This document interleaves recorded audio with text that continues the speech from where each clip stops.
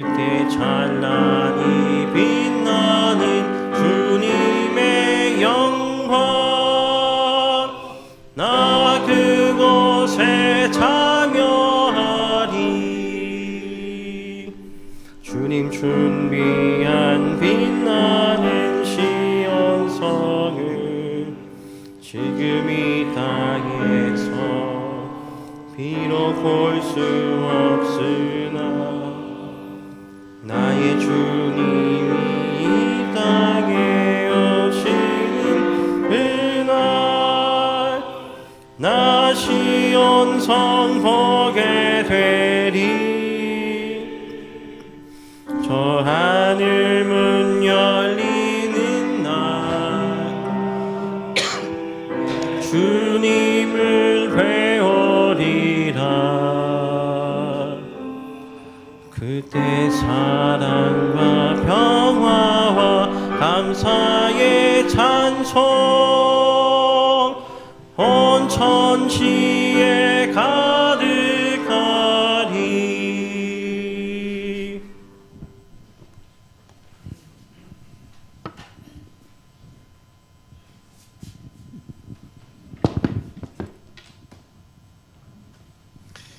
예, 감사합니다.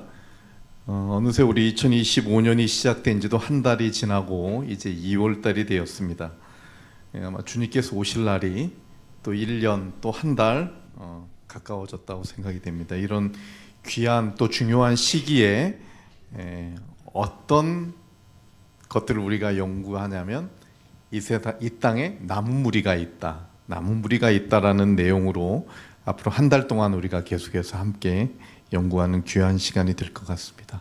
우리 다 같이 묵상하심으로 금요 예배를 시작하시겠습니다.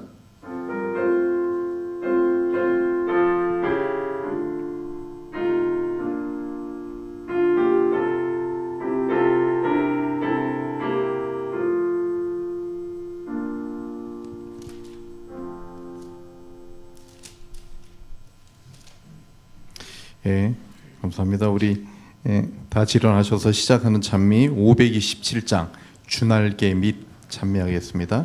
찬미 후에 우리를 대표해서 유미영 집사님 기도해 주시겠습니다.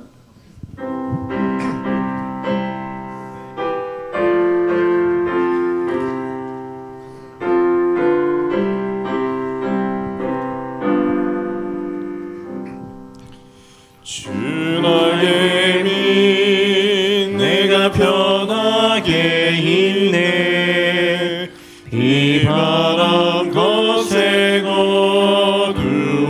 어두워도 주께서 나를 잘 지킬 줄 아니. 겁없이 평안히 거니라. 주 날개 및 즐겁도다. 그 사랑 그를 자기요. 주 날개 및 내 편히 쉬며 영원히 거하겠네. 주 날개 및 나의 피난처 되니 거기서 쉬기를 원하네.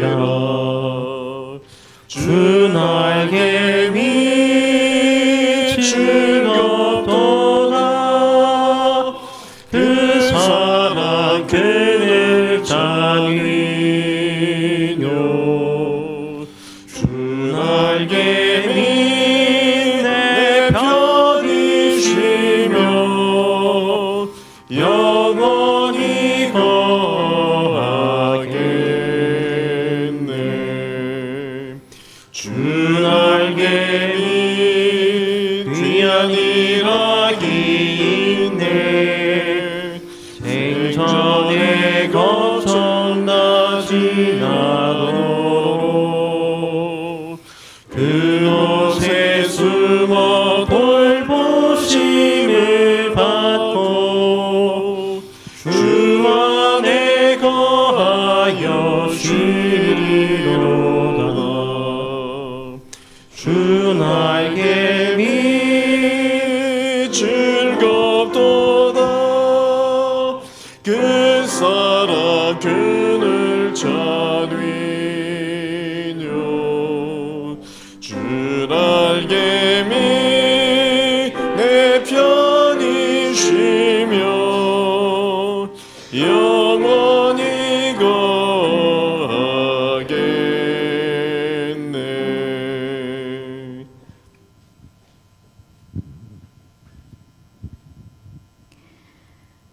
하늘에 계신 사랑의 하나님 아버지, 오늘 우리에게 귀한 안식일을 허락하시고 이렇게 금요일 저녁에 성전으로 모여 함께 예배드릴 수 있도록 인도하여 주시니 감사드립니다. 이 시간 우리 모두의 마음을 하나로 모아주시고 하나님의 말씀에 귀 기울임으로 감사와 축복의 시간이 될 수 있도록 인도해 주시옵소서. 말씀을 준비하신 박성원 목사님께 함께 하시어 말씀 속에 하늘의 능력을 더하여 주심으로 은혜로 가득한 시간이 될 수 있도록 인도해 주시옵소서. 이 시간 하나님의 사랑이 이 교회에 가득하기를 바라오며 예수님의 이름으로 간절히 기도드립니다. 아멘. 네, 감사합니다. 우리가 지난 그 신년 우리 2020년 그 모임을 했는데요, 사경회 했는데 그때는 이 교재를 가지고 하지 않았는데요. 이 책이 굉장히 여러분 보시면 알겠지만 깊은 내용을 담고 있고 우리에게 큰 그 울림을 주는 아주 굉장히 좋은 내용입니다. 그래서 아마 2월 한 달 동안에 우리 목사님이 교재를 가지고 우리에게 함께 가르쳐 주시고 또 우리는 이 귀한 말씀을 듣고 하는 좋은 시간이 될 것 같습니다. 지금은 우리 그 둘째 찬미를 부르지 않고 제가 대신해서 여기 남은 무리가 있다, 이 책에 있는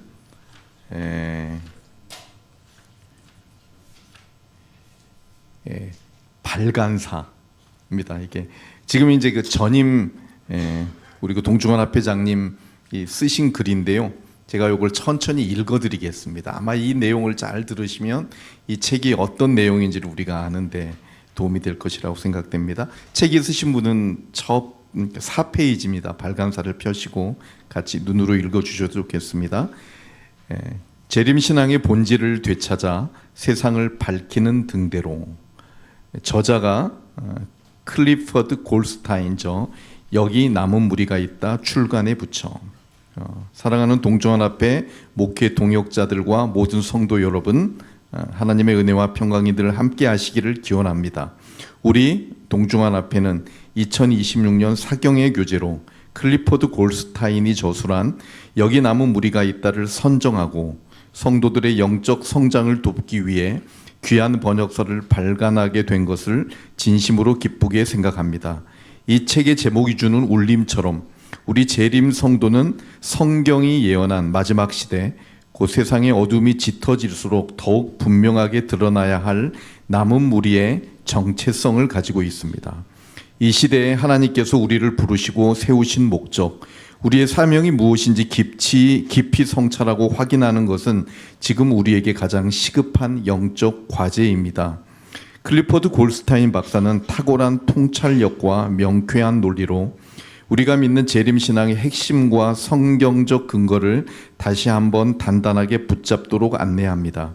이 책은 단순한 교리 학습을 넘어 우리를 세상과 구별하는 종말론적 정체성과 이 시대를 향한 선지자적 사명감을 뜨겁게 일깨워 줄 것입니다. 진정한 정체성은 행동을 낳습니다. 우리는 지금 급변하는 세상 속에서 정체성의 혼란을 겪기 쉽습니다.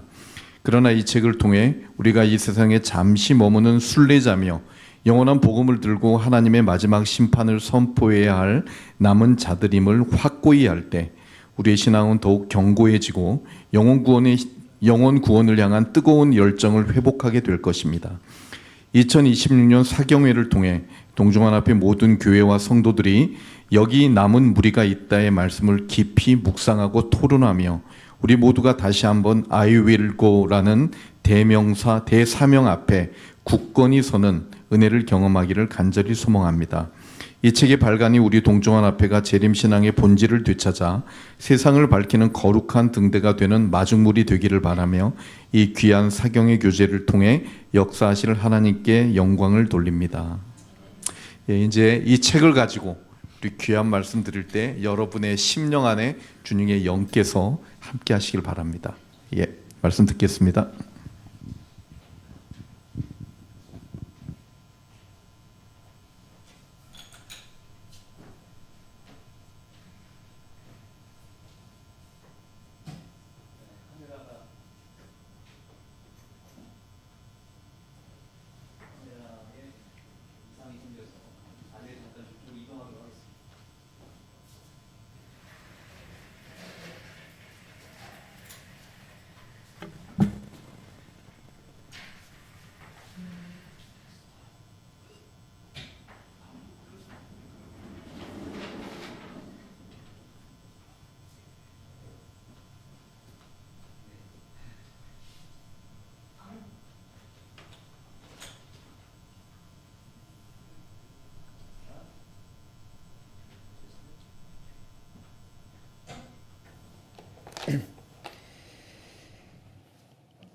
다시 인사드리겠습니다.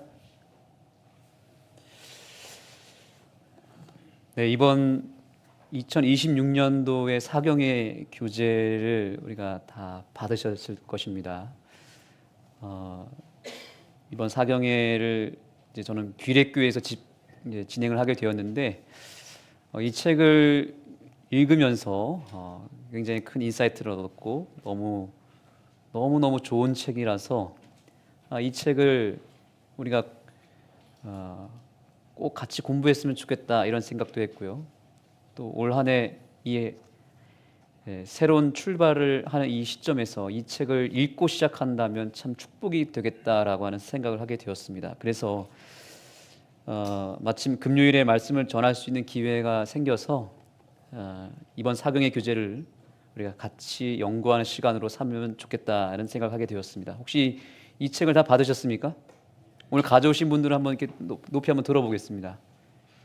네, 없으신 분들을 위해서 또 책을 좀 더 준비를 해보도록 하겠습니다. 아주 좋은 책이고 또 이 책은 벌써 수십 년 전에 이미 번역이 되어서 한국에서 보급됐던 책이기도 합니다. 여기 우리 오늘 장로님께서 잘 소개해 주셨고요. 6페이지에 보면은 이 책이 쓰여진 배경이 등장합니다. 재림교회 안에 신앙의 양극단을 모두 경험하고 환멸을 느꼈던 한 목회자가 재림 신앙을 완전히 버리고 떠났어요. 그런데 이 책을 쓴 데니스 셀러스 목사님이 23년 만에 다시 돌아오게 되었다고 말하면서 이 책의 저자가 아니죠. 이 책의 저자는 여기 골드스타인이라고 하는 목사님이시고요. 신앙을 떠났다가 23년 만에 돌아오신 목사님 데니스 셀러스라는 목사님께서 이 책을 통해서 돌아왔다는 겁니다. 그래서 여기 남은 무리가 있다라고 하는 이 책이 오늘날 이 교회 안에서 재림신앙의 정체성을 잃어버린 백성들이 다시 돌아올 수 있는 좋은 계기가 될 수 있다라고 판단하여서 이번에 동중환앞회에서 이 책을 사경의 교재로 쓰게 된 것입니다. 그래서 함께 한 주일 동안 하나씩 한 4주에서 5주 정도 우리가 살펴보는 기회를 얻고자 합니다. 제목이 뭐죠? 여기 남은 무리가 있다. 주제가 남은 무리입니다. 자, 여러분의 성경 요한계시록 12장 17절의 말씀을 여기도록 하겠습니다. 요한계시록 12장 17절의 말씀입니다.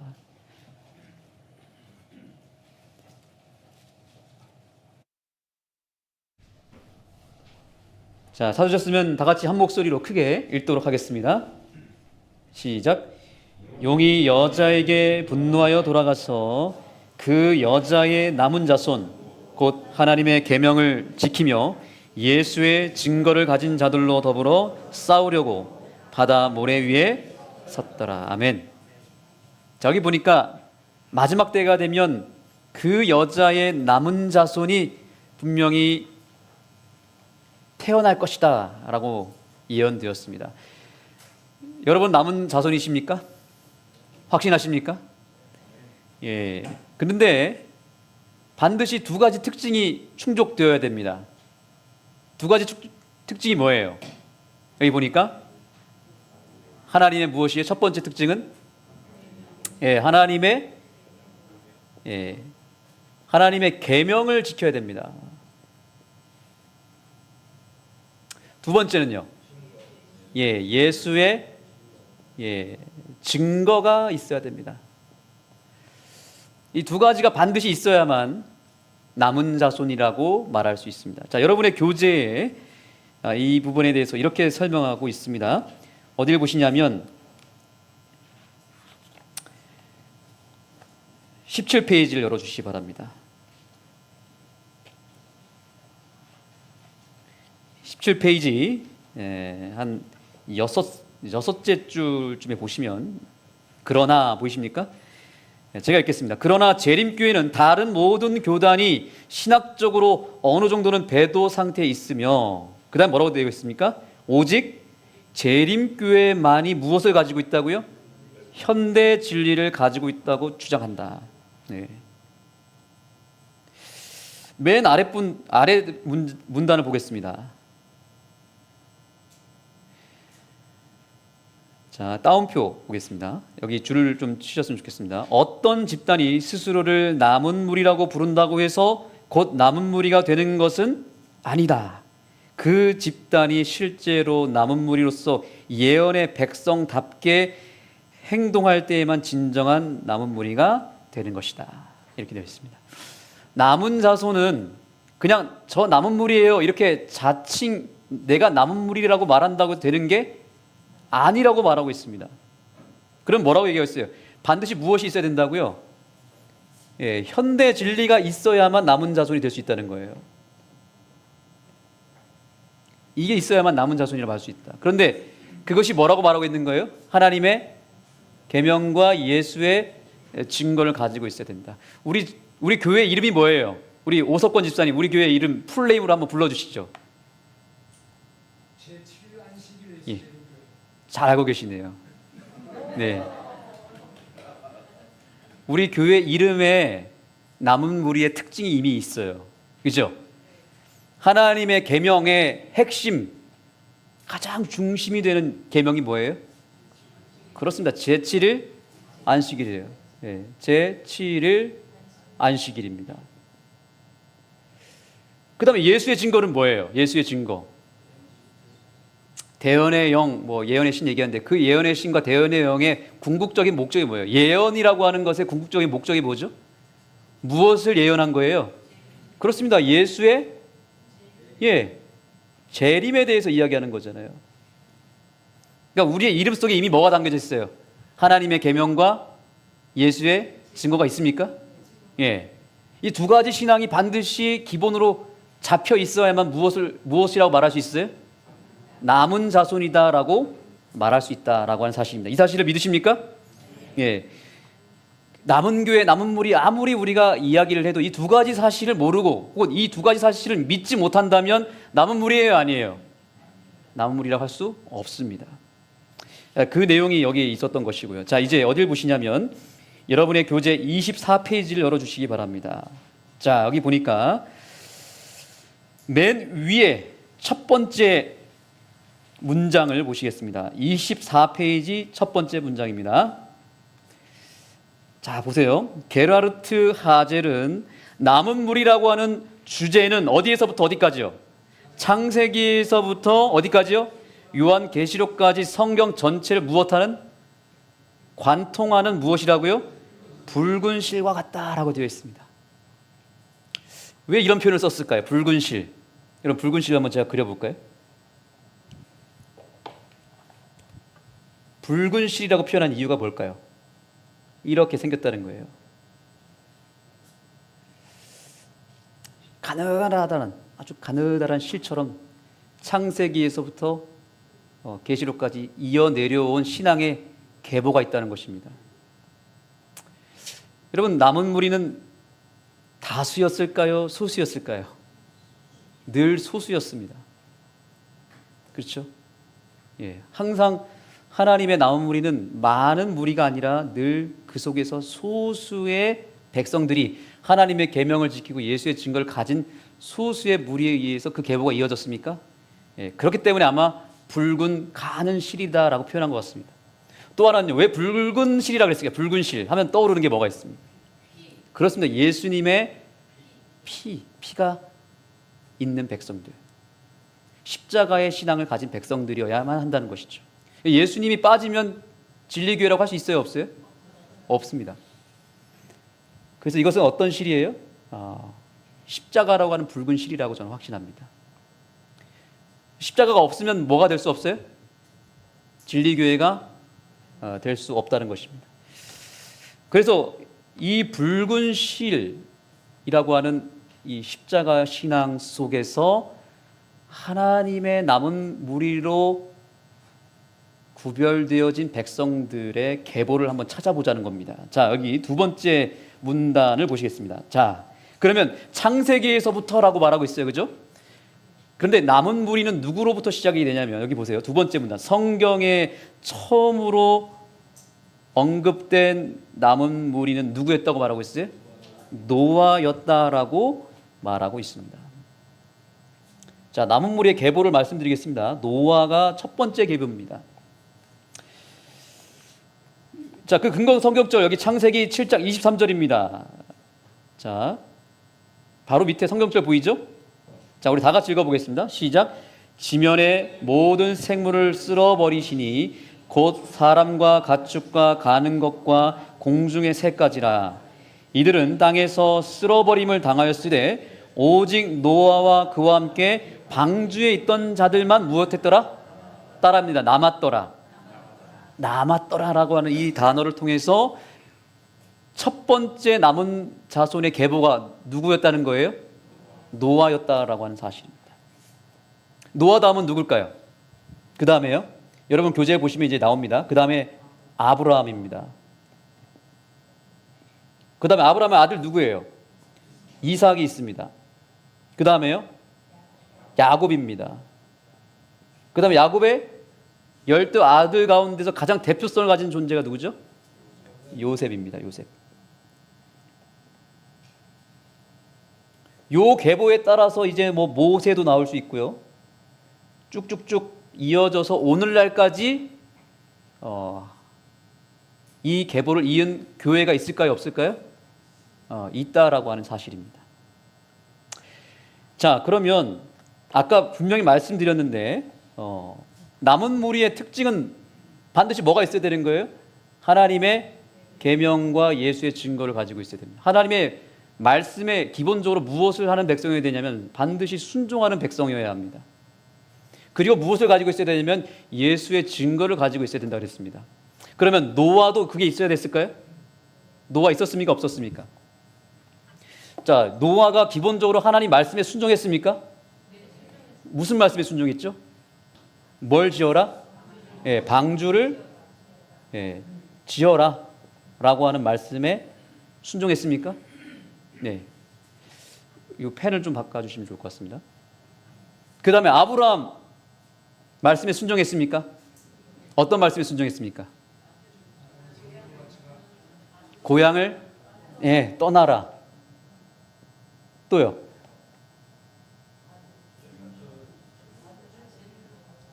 제물로 바쳐라. 순종했나요?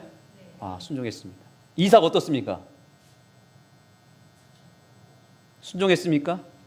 자기 아내를 취할 때도 자기 뜻대로 하는 게 아니라 하나님의 뜻대로 자기 아내를 선택하고 믿음으로 순종했습니다. 맞습니까? 그리고 아브라함을 통해서 자기 아들 독자 이삭을 제물로 바치라고 했을 때 저 같으면 도망갈 것 같은데 이삭은 어떻게 했습니까? 도망가지 않고 아버지의 그 순종에 동참해서 스스로 번제단 위에 올라갔습니까? 예. 이삭은 순종의 대명사 맞습니까? 예. 번제로 드려졌습니다. 야곱도 순종했습니까? 야곱은 어떻습니까? 야곱도 물론 야곱의 여러 방황 속에 있었지만 야곱도 하나님 말씀에 순종해서 무엇을 취했냐면 장자의 특권을 얻었습니까? 하나님의 율법의 말씀에 순종하고 그 길을 따라가는 백성들의 특징이 이렇게 나타나는 것입니다. 요셉 순종했습니까? 예, 요셉도 하나님의 뜻에 따라서 끝까지 그 믿음을 지키고 하나님께서 여호와께서 나를 주목하고 계시고 늘 여호와 하나님 앞에 있는 것처럼 살았습니까? 그래서 모든 유혹을 이기고 결국에는 끝까지 말씀에 순종해서 하나님 말씀 안에서 살게 되었다는 것이죠. 기본적으로 하나님의 남은 자손들은 이렇게 하나님 말씀에 순종하는 사람이었습니다. 이것뿐만 아니라 무엇도 있었어요? 예수의 증거를 가지고 있어야 됐습니다. 자, 노아에게 있어서 현대 진리 증거는 뭐였어요? 어디로 들어가라? 예, 방주로 구원의 방주가 바로 노아에게 있어서 예수의 증거였습니다. 그 다음에 아브라함 어땠습니까? 아브라함 어땠죠? 아브라함에게 있어서 예수의 증거는 뭐였어요? 누구를 바쳐라? 아까 말씀드린 대로 예, 이삭 아들을 바침으로 인해서 모리아 산의 사건. 이 모리아 산의 사건은 우리가 잘 아는 대로 누구에 대한 이야기였어요? 예수님께서 하나님 아버지로부터 심판을 받는 십자가 사건의 예행 연습이었죠? 맞습니까? 그러니까 아브라함에게 있어서 또한 이삭에게 있어서 예수의 증거는 뭐였어요? 모리아 사건이었습니다. 예. 그 다음에 야곱은 어떻습니까? 야곱에 있어서 예수의 증거는 뭐였을까요? 여러 요소 가운데서 혹시 기억나시는 거 있습니까? 야곱의 환난, 네, 그것도 맞을 수 있습니다. 환난을 당했습니다. 또 하나요. 그러니까 하나님과 씨름했다. 그러니까 예수 그렇습니다, 장로님. 정확하게 말씀해 주셨습니다. 야곱의 무슨 사닥다리죠? 기억나십니까? 예. 야곱이 잠들었을 때 하늘에서 사닥다리가 내려왔죠. 이 사닥다리가 누구를 상징하죠? 예, 예수님을 상징합니다. 그래서 하나님과 죄인을 연결하는 사닥다리. 그래서 우리의 기도에 응답하시는 하나님, 우리에게 임재하시는 예수님. 야곱에게 있어서 이 사닥다리는 예수님이었습니다. 맞습니까? 요셉은 어떻습니까? 요셉은 어떻습니까? 요셉에게 있어서 가장 중요한 것은 뭐냐면 요셉의 인생은 누구의 인생을 보여줬죠? 그렇습니다. 예수님의 삶을, 인생을 그대로 보여줬던 인물이었습니다. 맞습니까? 공통점이 뭐가 있습니까? 요셉 하면. 그죠? 노예로 팔려갔습니다. 또요. 팔려갈 때 자, 예수님은 누가 팔았어요? 유다가 팔았죠. 뭐로 팔았습니까? 뭘로 바꿨어요? 은 30냥으로 바꿨죠. 그렇죠. 요셉은 어떻습니까?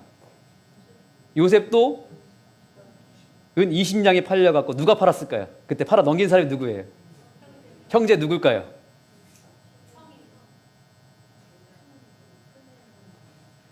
유다입니다. 유다. 네.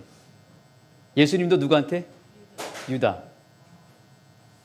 팔려가서 감옥에 갇히는 고통 속에 살았지만 그 고난을 통과하고 나서 드디어 뭐가 됐어요? 총리가 되었습니다. 예수님도 형제들에 의해서 고난을 받고 결국 이스라엘 민족으로부터 핍박을 당하고 십자가라고 하는 고난을 통과하고 나서 드디어 세상의 우주의 왕으로 회복이 되셨습니까? 그러니까 요셉의 인생은 예수님의 인생과 동일합니까? 예, 요셉의 삶 자체가 예수의 증거를 가진 삶이었습니다. 맞습니까? 그러니까 이렇게 봤을 때 분명히 남은 무리는 두 가지가 분명히 있었다. 첫 번째, 하나님 말씀에 순종하는 믿음이 있었고요. 그 다음에 뭐가 있었다고요? 예수에 대한 증거가 있었다라고 하는 사실입니다. 이 계보가 계속 이어져 왔다라고 하는 사실이에요. 자, 여러분의 교재를 이제 보시겠습니다.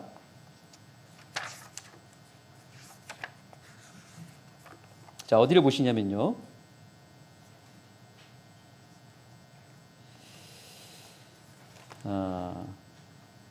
자, 여기서 이제 이 저자가 또 중요한 사실을 이야기를 합니다.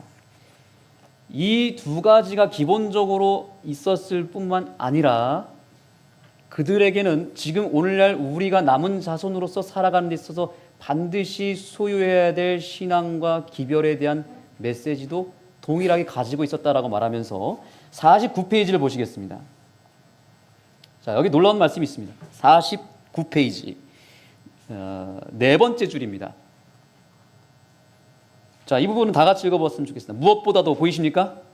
네, 무엇보다도 읽겠습니다. 시작. 무엇보다도 이스라엘은 타락전 에덴에서 시작된 일곱째 날 뭘 지켰다고요? 안식일을 지켰다고요. 이 남은 무리의 계복 가운데서 절대로 끊이지 않았던 하나의 신앙의 줄이 있었는데 그 줄은 뭐예요? 안식일 신앙이었습니다. 아담으로부터 이어받은 그 안식일 신앙을 노아가 지켰어요, 안 지켰어요? 노아가 지켰고 아브라함이 지켰고 이삭, 야곱, 요셉. 모세도 지켰을까요? 모세도 이스라엘 백성을 이끌고 나서 피 바르고, 그죠? 예수의 증거가 있죠. 그 다음에 시내사에서 뭘 받았어요? 율법을 받고 뭘 회복시켰습니까? 안식일 신앙을 회복시켰습니다. 그러면 오늘날의 남은 자손도 뭘 지켜야 되죠? 당연히 기본적으로 이건 기본이에요. 기본이에요. 안식일을 반드시 지키는 백성이어야 합니다. 한번 따라해 보겠습니다. 안식일은 기본이다. 여러분 기본에 충실하십니까? 오늘 여기 이 자리에 안식일을 기획해서 오신 여러분들이 분명히 저는 남은 자손의 확실한 기본을 준비하셨다고 저는 확신합니다. 이게 첫 번째 특징이고요. 또 넘겨보겠습니다. 두 번째 50페이지 세 번째 단락입니다. 자, 여기도 중요합니다. 또한 보이십니까? 50페이지 세 번째 단락입니다. 다 같이 읽겠습니다. 또한 시작. 또한 이스라엘은 하나님께서 친히 제정하신 성소와 그 성소를 통해 전달된 독특한 기별을 받았다. 아멘. 자, 여러분 남은 자손의 특징은 안식일을 지킬 뿐만 아니라 반드시 무슨 기별을 가지고 있어야 되냐면 뭐예요? 반드시 성소 기별을 가지고 있어야만 합니다. 남은 자손은 이 성소의 개념을 가지고 있었어요. 이 성소를 모르면 남은 자손이에요, 아니에요? 아닙니다. 자, 여러분 노아가 번제를 드렸을까요, 안 드렸을까요? 드렸습니다. 여러분 자세히 보시면 본문을 보시면은 노아는 시도 때도 없이 기회가 될 때마다 번제물을 가족들과 함께 드렸습니다. 성소의 개념을 가지고 있었어요. 아브라함 드렸습니까? 아브라함, 이삭, 야곱, 요셉, 모세 다 뭘 받았어요? 성소의 기별을 소유하고 그 기별대로 순종했던 사람들입니다. 그러면 오늘날의 마지막 때에도 남은 교회는 어떤 사상이 반드시 있어야 될까요? 이 성소 기별이 있어야만 남은 자손이다라고 말할 수 있는 것입니다. 여러분 놀랍게도 우리 재림교회가 어떻게 시작한 교회죠? 어떤 기별로 시작했을까요? 그렇습니다. 지성소 기별을 통해서 탄생한 교회 아닙니까? 그리고 여전히 우리에게는 뭘 가지고 있어요? 성소 기별을 가지고 있고, 그래서 우리 교회에만 가지고 있는 독특한 기별이 있습니다. 재림 전 심판이 있다라고 믿는 이 사상이 어디서 왔어요? 성소 기별에서 왔습니다. 조사 심판이라고 하는 개념 재림교회만 있습니다. 그러니까 이 기별을 인정하지 못하면 남은 자손이 될 수 없어요. 그런데 오늘날에 보니까 이 기별을 지금 무너뜨리는 신앙의 기조가 보입니까? 조사 심판 없다. 성소 기별 그건 구약의 하나의 율법이었지 지금 필요 없다. 이런 기조가 지금 생기고 있다는 거죠. 그러므로 오늘 저와 여러분이 다시 한번 이번 이 사경의 교제를 통해서 안식일의 신앙을 회복할 뿐만 아니라 성소의 기별로 돌아가게 되기를 예수님의 이름으로 축복합니다. 자, 세 번째입니다. 이제 52페이지를 열어주시기 바랍니다. 자, 두 번째 단락입니다. 반면에 보이십니까? 반면에, 자, 다 같이 읽겠습니다. 시작. 반면에 히브리 신앙의 죽은 자의 상태와 영혼의 비불멸성에 대한 진리는 창조 시점까지 거슬러 올라간다. 아멘. 자, 세 번째 신앙. 철저하게 뭘 거부하는 신앙이어야 되냐면 죽은 자의 상태, 즉 영혼 불멸설을 믿어야 돼요, 안 믿어야 돼요? 그렇습니다. 영혼 불멸설을 우리는 믿지 않고 뭘 믿어야 돼요? 영원 소멸 혹은 멸절설을 믿어야 됩니다. 영혼이, 사람이 죽으면 영혼이 죽지 않고 떠다니는 그런 영혼 불멸설이 아니라 이것은 죽는 즉시 뭐한다? 같이 소멸한다 라고 하는 영혼 소멸설을 믿어야 됩니다. 놀랍게도 이 기별도 많은 기독교 가운데서 이 사상을 받아들인 교회는 어디밖에 없어요? 재림교회밖에 없습니다. 근데 이 신앙의 기조가 언제부터 생겼다는 거예요? 창세기로부터 이어져 내려왔다는 거예요. 여러분, 마귀가 이 세상을 속일 때 뭐라고 속였습니까? 하나님은 분명히 선악을 알게 하는 나무를 먹으면 반드시 죽는다라고 얘기했어요. 그렇죠? 그런데 사단이 제일 첫 번째로 했던 거짓말이 뭐예요? 먹어도 죽지 않는다라고 하는 이 거짓말을 통해서 온 세상을 속였다고 말하고 있어요. 그래서 놀랍게도 지금 온 세상의 모든 종교와 철학과 심지어 기독교 안에서 여러 교파들 가운데서도 사단의 이 기반에 다 속아서 사람이 죽으면 몸은 죽어도 뭔 살아있다. 영혼은 살아서 지옥을 가거나 천당을 간다라고 하는 이 사상이 꽉 박혀 있어가지고 사람들이 영혼 불면설에 다 속았습니다. 그게 강신술로 이어지고 있어요. 우리 오석권 집사님 계시지만 우리 재림교회 이 사상을 듣고 깜짝 놀라셨다 그랬죠. 예, 처음 접했다고 하셨는데 이제 그 사실을 어떻게 믿으십니까? 아니면 좀 의심이 되십니까? 아멘. 우리 이제 오 집사님은 남은 자손이 확실히 되신 것 같습니다. 이 세 가지를 믿지 못하면 남은 자손이 될 수가 있어요, 없어요? 그리고 이제 이 기별을 증거해야 될까요, 집사님? 정말 이 사상은 우리에게 너무나 소중한 기별이에요. 재림교회에만 주신 기별입니다. 온 세상이 지금 사단의 기만에 넘어가서 사람은 하나님과 상관없이 스스로 영원히 살 수 있다, 죽지 않는다라고 하는 이 기별에 사로잡혀서 있다는 거죠. 그러나 성경 분명히 얘기하죠. 오직 따라합니다. 오직 그에게만 죽지 아니함이 있고 하나님에게만 죽지 아니함이 있고 하나님 외의 모든 존재는 다 죽는다라고 하는 것이 진리입니다. 이 진리를 꼭 믿게 되기를 간절히 소망합니다. 자, 그 다음에 밑에 52페이지 맨 마지막 52페이지 마지막 단락입니다. 자, 이것은 이영수 장로님이 크게 읽어주시기 바랍니다. 이스라엘은 시작.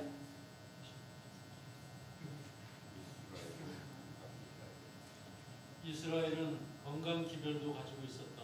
창조 에덴에서 주어진 최초의 식단은 채식이었다. 아멘. 거기까지입니다. 이스라엘은 뭐도 가지고 있었다? 건강 기별도 가지고 있었다. 여러분, 이 건강 기별이 오늘날에만 필요했던 기별입니까? 아닙니다. 매 시대마다 건강 기별은 존재해 왔고 남은 자손들은 반드시 그 기별을 증거해 왔습니다. 아담으로부터 시작된 이 건강 기별이 노아 시대에도 증거가 되었고 레위기서를 통해서 온 이스라엘에게 보급이 되었어요. 건강 기별을 누가 증거했다고요? 구약 시대부터 늘 누가 증거했어요? 남은 자손이 증거했다는 것입니다. 재림교회는 무엇을 증거하는 교회가 되냐면 건강 기별을 확실하게 증거하는 교회가 되어야 됩니다. 하나님이 그래서 이영수 장로님 보내주신 것 같아요. 장로님 언제 하실 겁니까? 이거 해야 되겠죠? 장로님이 이 기별을 안 하시면 우리는 계속 건강 기별에 대해 관심을 안 갖게 되고 이제 우리는 이제 식생활에 대해서 개혁이 일어나지 않을 것 같아요. 제가 이 말씀 보면서 회개를 많이 했습니다. 쉽진 않지만 그래도 무엇은 해야 되겠다. 노력은 하자. 네, 노력하고 이 기별을 전하기 위해서 애쓰는 교회가 되어야겠다. 우리 교회가 얼마나 건강 기별을 전하기 좋은 환경이에요. 환경 좋죠. 뭐 의사 선생님도 계시죠, 약사도 계시죠, 탁월한 건강 기별 강사도 있는데 안 하면 돼요, 안 돼요? 이건 안 하면 큰일 나는 것입니다. 해야 되겠죠? 네. 놀랍게도 남은 자손들이 늘 그 하나님의 건강 기별을 증거해 왔다는 거죠. 마지막 때 이 기별을 누가 증거하고 있는지 한번 돌아보셨으면 좋겠습니다. 우리 이영수 원장님께서 이루셨던 그 평창의 하늘마을 센터를 제가 한번 섬겼던 기억이 있는데 가봤더니 일요일마다 이제 말씀을 증거를 갔거든요. 거기 왜 일요일마다 갔냐면 소위 말하는 일요일 교인들이 거기 늘 찾아왔어요. 99%가 천주교인 개신교인들이에요. 거기 재림교회 있었을까요, 없었을까요? 거의 없었습니다. 왜 그럴까요? 우리는 건강 기별이 있으니까 다들 건강한 것 같아요. 그런데 이 기별을 몰랐던 많은 사람들이 깨닫고 우리 이영수 원장님의 기별을 통해서 회복되는 역사가 있었다는 거죠. 마지막 때가 되면 반드시 우리의 기별을 찾는 사람들이 생길 것이고 지금 그런 역사가 일어나고 있다라고 하는 사실을 믿게 되기를 소망합니다. 자, 그 다음에 53페이지입니다. 두 번째 단락입니다. 히브리 민족은 보이시죠? 히브리 민족은 대쟁투에 대한 이해도 가지고 있었다. 하나님과 사탄 사이에 인간의 충성을 두고 벌어지는 거대한 싸움에 대한 수많은 증거가 성경 전체에 흩어져 있다. 여러분, 우리에게 뭐가 있어요? 자, 건강기별이 있고요. 또한 따라합니다. 대쟁투.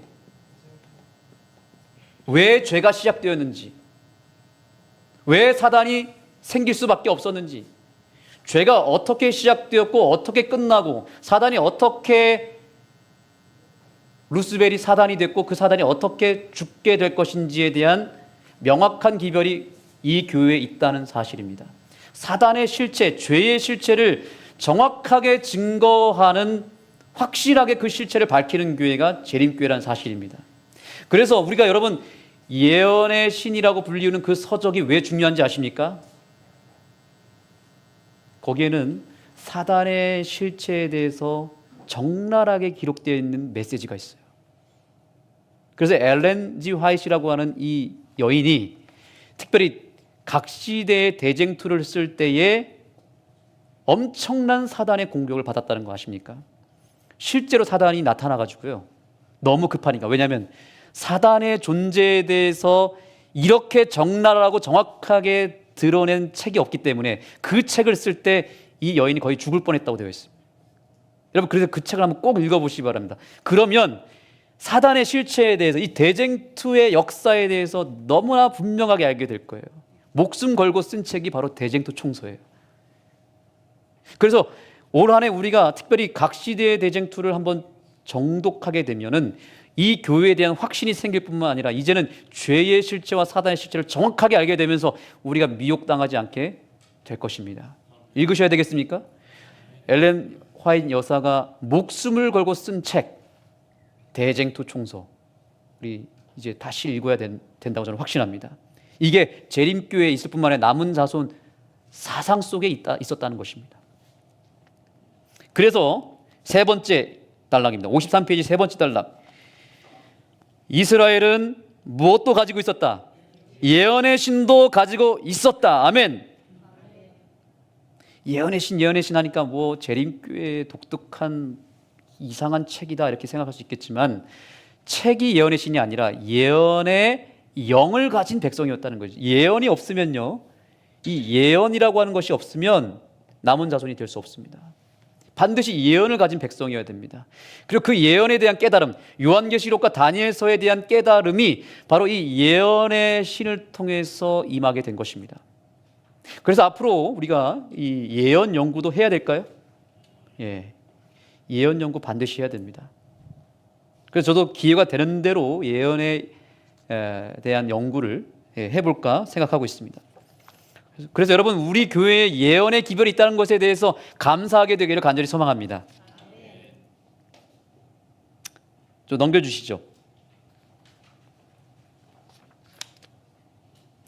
마지막으로 보이시죠. 54페이지 두 번째 단락입니다. 마지막으로 다 같이 읽겠습니다. 마지막으로 시작. 마지막으로 이스라엘은 오실 구속자에 대한 큰 빛을 받은 특권을 누렸다. 아멘. 남은 자손은 예수님이 다시 오신다고 하는 이 재림에 대한 기별을 확실하게 가진 교회여야만 합니다. 예수님의 재림을 기다리는 백성이어야 한다는 것입니다. 그래서 노아도 누구를 기다렸어요? 오실 메시아를 기다렸어요. 아브라함도 기다렸습니까? 그래서 자기 자손, 자기 씨에서 누가 날 것을 기대했어요? 예수님이 태어날 것을 기대하지 않았습니까? 구약의 모든 백성들은 다 누가 오시기를 기다렸냐면 예수님이 오실 것에 대한 기대와 갈망이 있었어요. 그게 남은 자손의 특징입니다. 그리고 마지막 때 지금도 마찬가지입니다.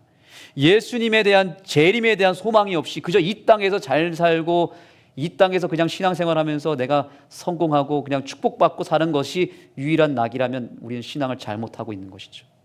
우리는 이 땅에 대한 미련을 버리고 저 하늘을 그리워하고 예수님의 재림을 갈망해야 될 줄 믿습니다. 이렇게 보니까 분명히 남은 자손은 확실하게 분명한 특징을 가지고 있었다라고 하는 사실을 기억할 때 우리는 하나님의 계명과 예수의 증거를 가진 백성임을 다시 한번 확신했으면 좋겠습니다. 이제 몇 페이지를 보시냐면요.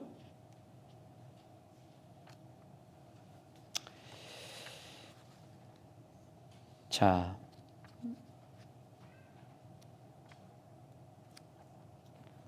여러분의 교재 43페이지를 보시기 바랍니다. 그런데 여러분, 이 노아로부터 시작된 이 남은 자손의 계보를 보시면 이들이 이렇게 하나님의 계명을 지키고 예수의 증거를 가졌다 할지라도 이들의 삶 가운데는 무엇이 있었냐면 죄악의 역사도 드러났습니다. 맞습니까? 죄의 역사가 있었습니까? 노아, 아주 위대한 신앙인인 것처럼 보이지만 노아가 어떤 실수를 범했습니까? 뭘 마셨어요? 노아가 술 취했다는 거 아십니까? 남은 자손이에요, 아니에요, 집사님? 이렇게 삶을 살면 뭐합니까? 술 마시고 범죄했는데. 남은 자손 아니죠? 이게 이 방주에서 나온 이후에 벌어진 일이에요. 자, 아브라함, 믿음의 조상 말하지만 죄 졌어요, 안 졌어요? 무슨 죄 졌습니까? 거짓말을 또 밥 먹듯이 했던 사람입니다. 자기 아내를 아내라고 말하지 않고 누이라고 속였어요. 한 번이 아니고 여러 번. 거짓말도 한 번 하면 봐주는데 여러 번 하면 남은 자손이에요, 아니에요? 이삭 어떻습니까? 이삭은 어떤 죄를 범했습니까? 이삭은 말이죠, 어떤 실수를 했냐면 편애를 했습니다. 그죠? 사람 차별하는 사람이었어요. 아주 악랄한 사람이었습니다. 자기 자식도 차별했어요. 첫째 아들과 둘째 아들에 대한 편애가 심했습니다. 그래서 결국 이 이삭의 죄 때문에 야곱과 누가요? 에서가 갈라진 거 아닙니까? 갈라치기의 대마왕. 갈라치기의 대마왕 누구요? 이삭. 이삭이 순종의 대명사를 하더라도 뒤에서는 이런 짓을 했다는 거죠. 야곱은 어떻습니까? 야곱, 이분 보통 사람 아니죠. 속이는 거에 뭐예요? 완전 사기꾼. 예, 누굴 속였어요? 아버지 속이고 형 속이고.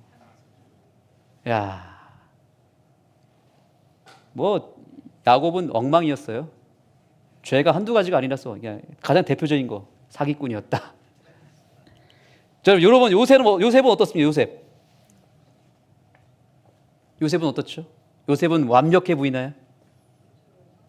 요셉만큼은 털어도 먼지가 안 나올 것 같지만 여러분 영감의 글을 자세히 보시면요, 요셉이 뭐인 줄 아세요? 고자질도 했고요. 또 그 다음에 팔려갔을 때 요셉은 두려워했다 그랬습니다. 두려움을 가지고 있었어요. 물론 믿음으로 이겨냈죠. 그 다음에 또요. 여러분 영감이를 자세히 보시면 요셉이 어떤 죄가 나오냐면요. 그가 왜 보디발의 종으로 끌려가서 성공했지만 또 감옥으로 들어간 줄 아십니까? 그가 자기 자신을 믿었다라고 나와 있어요. 의지했다. 자기를 믿는 자신감이죠. 여러분 자신감 넘치는 사람이 여기 있습니까? 나는 뭐 대단한 사람이죠. 이러면서 요셉이 워낙 믿음이 좋고 성실하니까 마지막까지 자기 자신을 믿고 있었는데 하나님은 그거를 그 죄를 끄집어내기 위해서 감옥까지 집어넣은 거예요. 거기서 뭐 하는 거예요? 마지막에 내려놓게 만들고 누구만을 의지하게 만든 거예요? 하나님만을 의지함으로 인해서 진정으로 믿음을 그때 찾은 거예요. 이 남은 자손은 결국 끝까지 자기 자신을 내려놓고 하나님께로 돌아오는 백성이어야만 합니다. 그러니까 이렇게 보니까 다 뭐예요? 남은 자손들이 철저하게 뭐예요? 죄인이었다는 사실입니다. 여러분 좀 희망을 얻고 있지 않습니까? 남은 자손 하면 하나님의 계명과 예수의 증거를 가진 백성이어야 되고 아주 완벽하게 신앙을 해야 되는 백성일 줄만 알았지만 뒤에서는 딴짓하고 있는 이들의 죄악을 볼 때 희망이 있습니까? 네, 이때 아멘이 좀 나와야 되는데. 네. 근데 여러분 43페이지 맨 위에 보시기 바랍니다. 43페이지 맨 위에 히브리 민족은 보이십니까? 제가 읽겠습니다. 잘 보세요. 히브리 민족은 고대 근동에 만연한 다신교의 영향으로 거의 무엇할 뻔했다.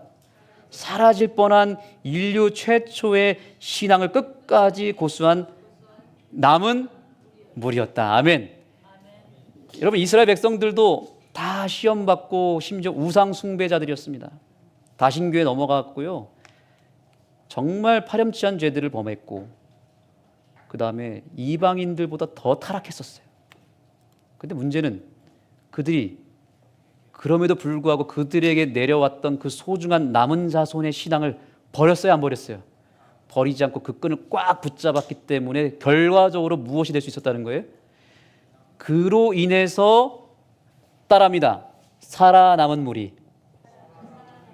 남은 자손, 남은 무리 옆에 이 단어가 생략되어 있는 것입니다. 살아남은 것입니다. 끝까지 버티다가 겨우겨우 살아난 백성이 남은 자손일 줄 믿습니다. 한 장 더 넘겨보겠습니다. 47페이지입니다. 47페이지 맨 마지막 세 번째 줄 보겠습니다. 비록이라는 단어 보이십니까? 47페이지 맨 마지막에서 세 번째 줄 비록 그들의 신앙이 시작. 비록 그들의 신앙이 연약하고 일관되지 못했을지라도 하나님의 진리를 포기하지 않고 붙들었던 그 믿음이 그들을 남은 무리로 구별하게 하는 결정적인 이유였다. 아멘. 여러분 남은 자손은 끝까지 완벽하게 사는 사람이 아니라 비록 이러한 죄악의 역사와 이런 실수와 이런 타락의 때가 묻었다 할지라도 무엇하지 않은 사람들이죠. 여기 말씀대로 진리를 포기하지 않고 붙들었던 그 믿음을 통하여 마지막까지 살아남은 자손이 진정한 남은 자손의 계보를 잇는 백성임을 반드시 기억하게 되기를 소망합니다. 우리가 결정적으로 남은 자손이 되는 이유는 이러한 엄청난 죄의 역사가 있다 할지라도 끝까지 나를 용서하시고 사랑하시고 나를 사용하시는 그 하나님을 믿는 믿음으로 끝까지 버티는 백성이어야 한다는 것입니다. 그래서 우리는 잠언에 있는 말씀을 통해서 이 기별에 대한 확고한 증거를 갖게 되는 것입니다. 여러분 잠언 24장을 열어주시기 바랍니다. 잠언 24장 16절입니다. 이것도 다 같이 읽겠습니다. 잠언 24장 16절 찾으셨습니까? 네, 다 같이 읽겠습니다. 잠언 24장 16절입니다. 시작. 대저 의인은 7번 넘어질지라도 다시 일어나려니와 악인은 재앙으로 인하여 엎드려지느니라. 아멘. 여러분, 의인은 누구예요? 7번 넘어질지라도 8번째 다시 일어나는 사람이 의인이라는 거죠. 누가 남은 자손이에요? 끝까지 일어나는 사람이에요. 꿋꿋이 일어나는 사람. 자, 누가 남은 자손인지 다시 한번 선택해 보세요. 7번째까지 한 번도 안 넘어졌다가 마지막 8번째 넘어진 사람이 있어요. 이게 1번입니다. 2번, 계속 넘어지다가 8번째 일어난 사람. 둘 중에 누가 남은 자손이죠? 몇 번이죠? 2번입니다. 하나님은 끝을 보시는 분입니다. 마지막에 살아남는 게 가장 중요한 거지, 과거에 내가 아무리 신앙을 대단한 신앙을 했다 할지라도, 내가 아무리 일어나 있었다 할지라도, 아무리 깨끗했다 할지라도 마지막에 가서 배도하면 끝난 거예요. 그러나 반대로 내가 그동안 별다른 삶을 살지 못하고 대단한 신앙을 하지 않았다 할지라도 마지막에 확실하게 하나님 앞에 의인으로 발견된 사람이 살아남은 자손임이 된다는 사실을 믿게 되기를 소망합니다.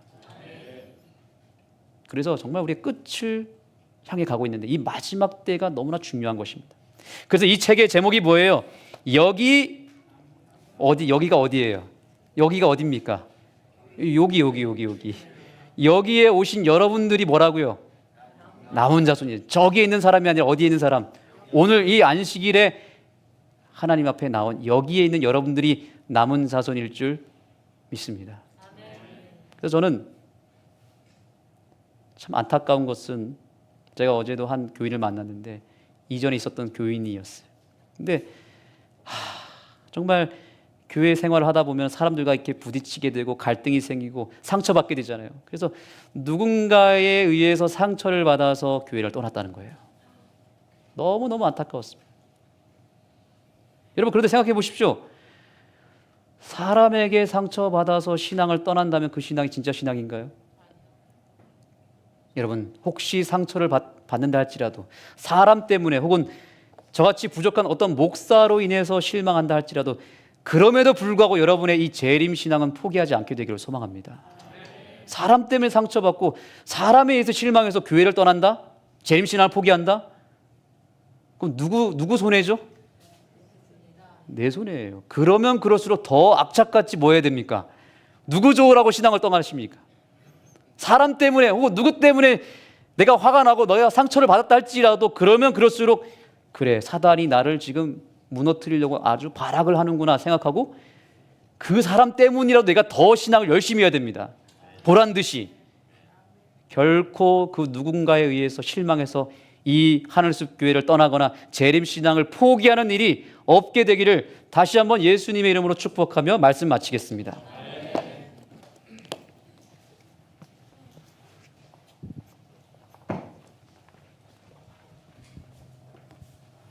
예, 감사합니다. 우리 들은 그 귀한 말씀을 생각하시면서 다 같이 일어나셔서 찬미 376장 주가 주신 약속 위에 굳게서 찬미하고 말씀 주신 목사님 기도해 주시겠습니다.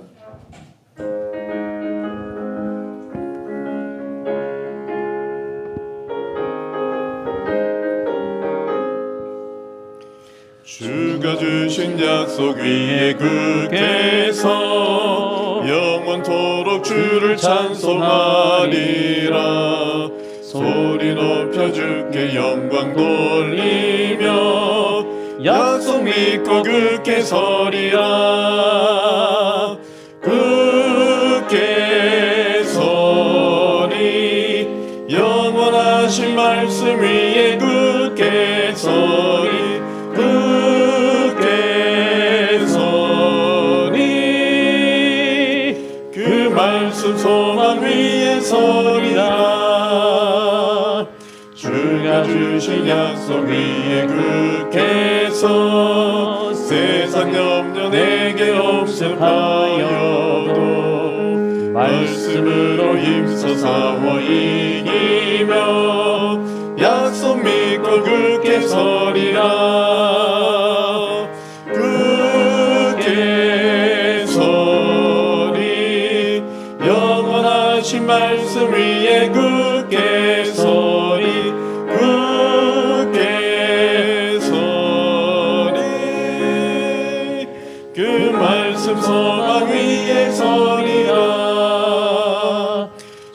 주가 주신 약속 위에 굳게서 영원하신 주의 사랑 힘입고 성령님의 도움으로 이기며 약속 믿고 굳게 서리라 굳게 서리 영원하신 말씀 위에 굳게 서리 굳게 서리 그 말씀 소망 위에 서리라 주가 주신 약속 위에 굳게 서 성령 인도하는 대로 행하며 주님 품에 항상 안식 얻으며 약속 믿고 굳게 서리라 굳게 서리 영원하신 말씀 위에 굳게 서리 굳게 서리 그 말씀 소망 위에 서리라 하나님, 우리를 남은 무리로 삼아주시고 이제 이 마지막 때를 확실하게 준비할 수 있는 기회를 주셔서 감사합니다. 우리에게 주신 이 재림 신앙의 이 현대 진리를 절대로 버리거나 포기하는 일이 없도록 다시 한번 우리의 믿음을 굳건히 세워 주옵소서. 그리하여 반드시 살아남는 주의 백성들 되게 하여 주시고 이 기별을 널리 증거하는 일에 우리를 크게 사용하여 주옵소서. 우리의 죄를 용서하여 주시고 우리의 죄로 인하여서 실족당하지 아니하고 그럴수록 더욱 예수님의 용서를 바라보고 십자가 앞으로 나아가는 이 귀한 안식일이 되게 하여 주시옵기를 예수님의 이름으로 간절히 기도드립니다. 아멘.